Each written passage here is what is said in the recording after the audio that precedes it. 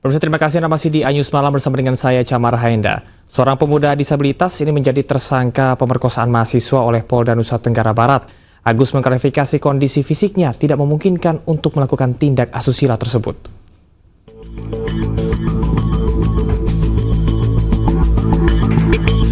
Iwas alias Agus Buntung, 21 tahun, seorang penyandang disabilitas ditetapkan sebagai tersangka pemerkosaan terhadap 2 wanita oleh Polda Nusa Tenggara Barat.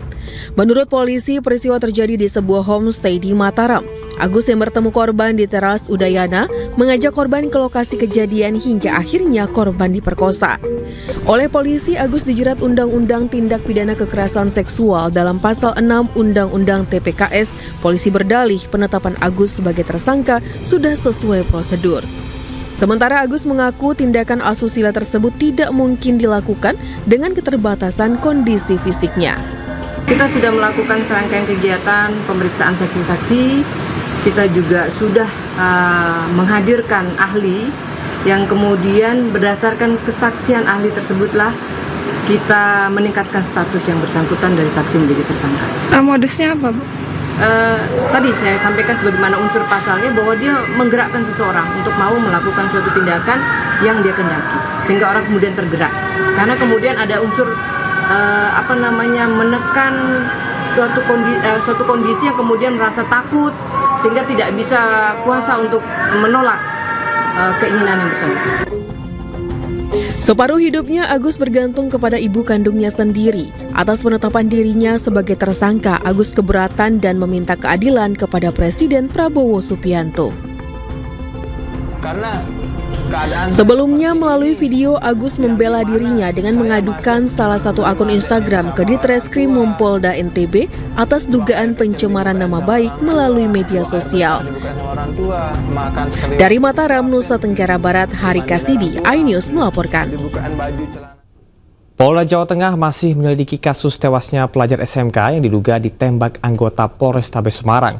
Selain menahan Aibda R, polisi juga akan membongkar makam korban untuk mengetahui penyebab pasti kematiannya. Untuk mengkonstruksikan alat bukti. Polda Jawa Tengah masih menyelidiki kasus tewasnya siswa kelas 11 SMK Negeri 4 Semarang yang diduga ditembak Aibda R, anggota Sat Narkoba Polrestabes Semarang, Jawa Tengah. Untuk memudahkan penyelidikan, Aibda R ditahan di sel khusus bidang Propam Polda Jateng selama 20 hari ke depan. Polda Jateng akan melakukan pemeriksaan kode etik dan tindakan penembakan yang dilakukan Aibda R hingga menyebabkan 1 pelajar tewas dan 2 pelajar lainnya luka-luka. Polisi juga sudah memeriksa keluarga korban dan berencana melakukan pembongkaran makam atau ekshumasi untuk mengetahui penyebab pasti kematian korban. Insya Allah malam ini ada penyidikan, kemudian nanti kita bicara, tapi ini masih diproses sama Bikopos.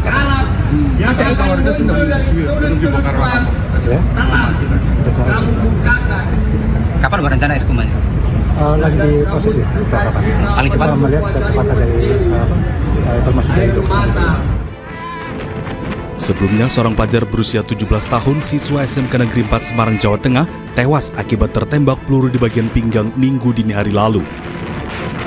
Diduga peluru ditembakkan oleh anggota polisi Aibda R karena korban dinilai melawan petugas dan membawa senjata tajam. Dari Semarang, Jawa Tengah, Kristadi, iNews melaporkan. Makam siswa SMKN 4 Semarang Gama Rizky Nata Oktavadi diduga meninggal akibat ditembak polisi, dibongkar petugas kepolisian Polda Jawa Tengah. Jenazah akan diotopsi ulang untuk memastikan penyebab kematian korban.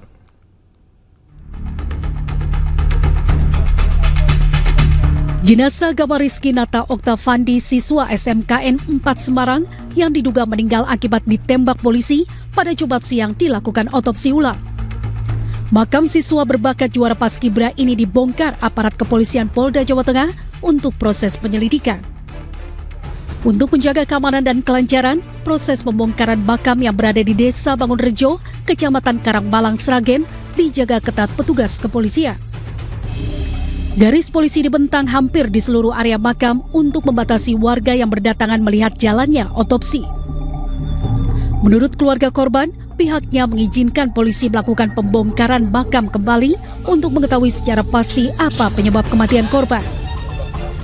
Pasalnya sejak dibawa pulang ke rumah duka di Sragen, korban sudah di dalam peti mati dan hanya bisa dilihat wajahnya oleh keluarga. Memang keluarga pertamanya ikhlas ya, ikhlas dalam arti yang sudah meninggal ya gimana lagi, tidak bisa hidup lagi. Udah itu kita pertama ya udah tidak usah dipanjang-panjangkan ya, ibaratnya dulu pertama kejadian kita berpikiran seperti itu. Tapi ternyata setelah semakin kesini kok seakan-akan tuh menyodokkan gama yang gangster lah gitu, bawa senjata tajam besar sekali, seakan kita tuh tidak percaya. Di sini kita keluarga berjuang untuk mengembalikan nama baiknya Gama gitu. Kalau mengembalikan nyawa memang tidak bisa ya, tapi kalau mengembalikan nama baik Gama, insya Allah kita bisa. Kasus meninggalnya Gama Rizky Nata Oktavandi saat ini menjadi perhatian luas masyarakat. Dari Sragen, Jawa Tengah, Joko Piroso, iNews melaporkan. Ketua Komisi 3 DPR Habibur Rahman marah kepada Kapolrestabes Semarang, Kombes Pol Irwan Anwar, karena panggilan teleponnya diabaikan. Dan hal tersebut merupakan buntut insiden oknum polisi menembak anggota Paskibraka, GR, 17 tahun hingga meninggal dunia. Banyak sekali masyarakat yang mengatakan bahwa Kapolresnya perlu mendapatkan evaluasi khusus. Kami sependapat juga ya, karena Kapolresnya ini setelah kejadian saya telepon saja nggak angkat telepon. Bagaimana mungkin kita sebagai pengawas ya, resmi langsung kita ingin mendapatkan informasi dari Kapolresnya tidak diindahkan oleh si Kapolres ini. Padahal peristiwanya sangat luar biasa. Saya dengar memang ada 1 orang meninggal ya, 3 orang terluka, lalu dengan seenaknya diklaim sebagai gangster. Gangster seperti apa gitu kan? Nah, kami akan memanggil khusus si Kapolres ini pada kesempatan yang secepat-cepatnya. Kenapa ini perlu kami angkat kejadian yang di Semarang ini ya? Presiden Prabowo naikkan UMP 2025 11,6%. Informasi selengkapnya akan kami hadirkan untuk Anda. Tetaplah di iNews Malam.